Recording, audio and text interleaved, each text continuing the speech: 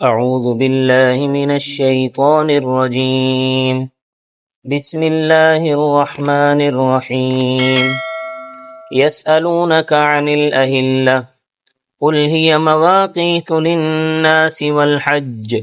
وليس البر بأن تأتوا البيوت من ظهورها ولكن البر من اتقى وأتوا البيوت من أبوابها واتقوا الله لعلكم تفلحون صدق اللہ العظیم۔ یسألونک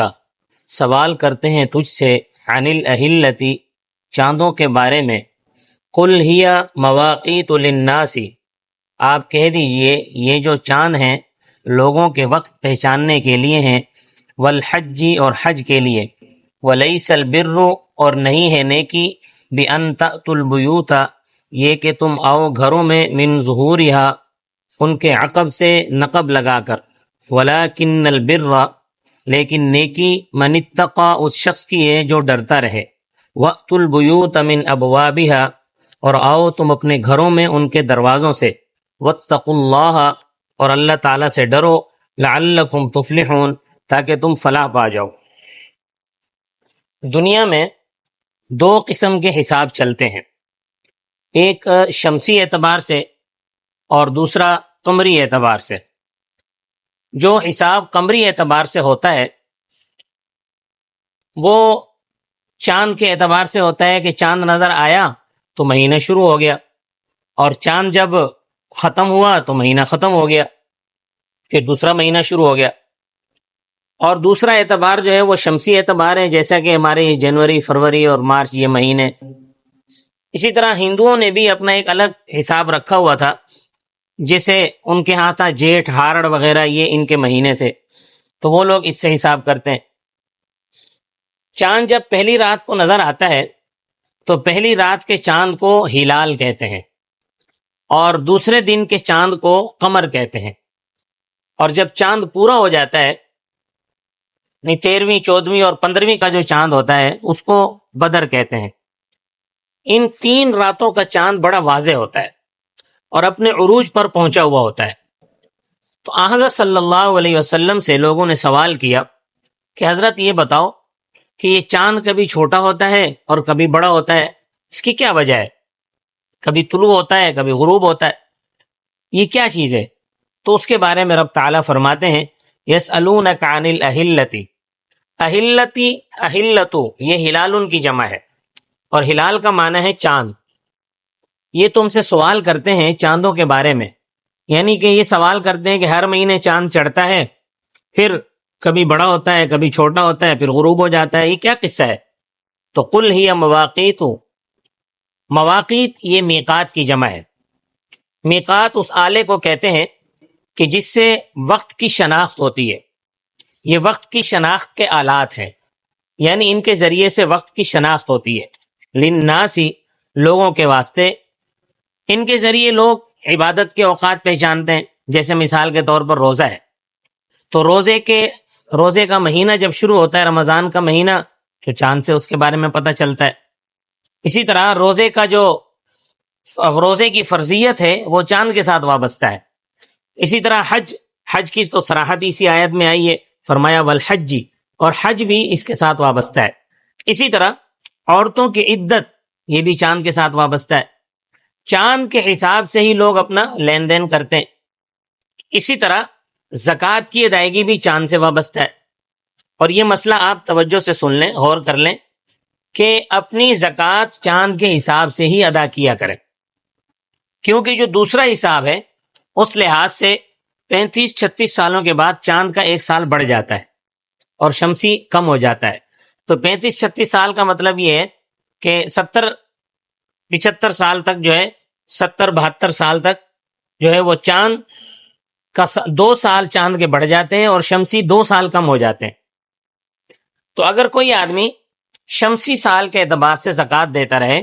تو 30-35 سالوں میں چونکہ 1 سال چاند کا بڑھ جاتا ہے تو اس کی 1 سال کی زکوٰۃ رہ جائے گی،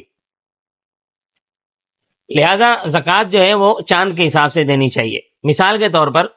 1 رمضان کو آپ کا سال ختم ہوتا ہے یا یکم شوال کو آپ کا سال ختم ہوتا ہے، تو ہر سال اس وقت زکوٰۃ ادا کر دیا کرو، کیونکہ اللہ تعالیٰ سب کو مال ایک مہینے میں نہیں دیتا، کسی کو کسی مہینے میں ملا، کسی کو کسی مہینے میں ملا، کسی کو کسی مہینے میں مال ملتا ہے، تو جس مہینے میں اس کو مال ملے گا اسی مہینے میں وہ اگلے سال صاحب نصاب ہو جائے گا۔ یعنی ایسا شخص جس مثال کے طور پر ایک آدمی کے پاس جو زکوٰۃ کا نصاب ہے وہ ہے 52.5 تولہ چاندی یا 52.5 تولہ چاندی کی قیمت، اگر کسی آدمی کے پاس اتنا مال آ جائے کہ جس کی مالیت 52.5 تولہ چاندی کے برابر ہو، جو کہ اس وقت کوئی 1,34,000 یا 1,40,000 روپے بنتی ہے، اور اس شخص پر قرض بھی نہ ہو،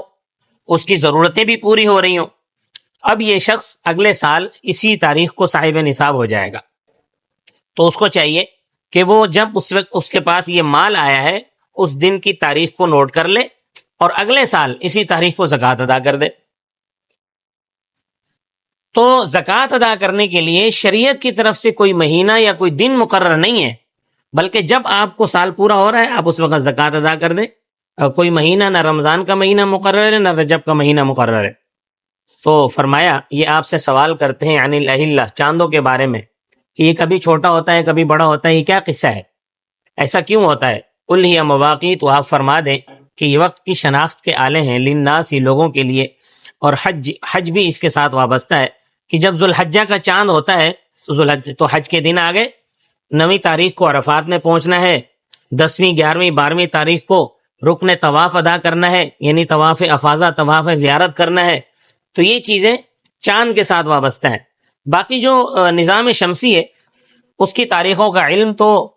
صرف ان کو یاد رہنا ہے جو پکے حسابی ہیں، جن لوگوں نے گھڑیاں رکھی ہوتی ہیں، گھڑیوں کے اندر وہ تاریخ دیتے ہیں، یا انہوں نے کیلنڈر اپنے پاس رکھے ہوتے ہیں، اس میں دیکھ لیتے ہیں، ڈائریاں دیکھ لیتے ہیں کہ آج کیا تاریخ ہے۔ جو چاند کا اعتبار ہے اس کا حساب تو ہر آدمی سمجھ سکتا ہے، برابر ہے کہ وہ پڑھا ہوا ہو یا ان پڑھ ہو۔ پھر فرمایا وَلَيْسَ الْبِرُّ بِأَن تَأْتُوا الْبُيُوتَ مِن ظُهُورِهَا، زمانہ جاہلیت میں لوگوں کا یہ دستور تھا کہ جب وہ احرام باندھ کر، حج کا احرام باندھ کر جب وہ گھر سے باہر نکلتے تھے،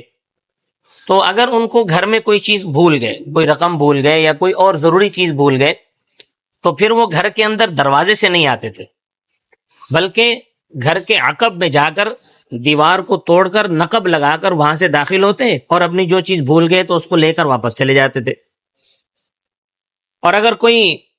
اور کہتے تھے چونکہ ہم نے احرام باندھ لیا ہے تو اب احرام باندھنے کے بعد ہم طواف زیارت کیے بغیر دروازے سے گھر میں کیسے داخل ہو سکتے ہیں،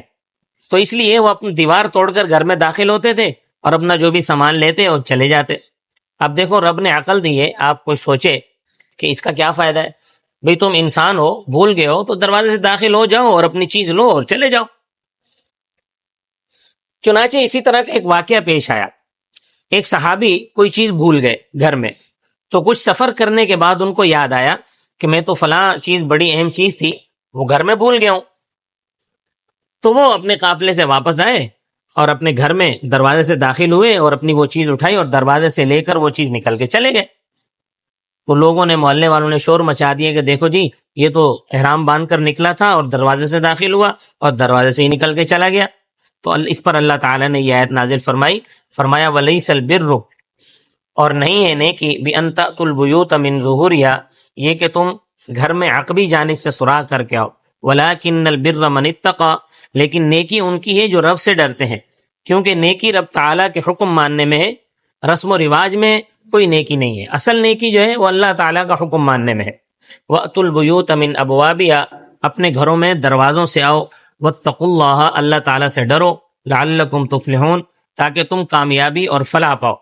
اللہ تعالیٰ نے جو احکامات دیے ہیں ان پر عمل کرو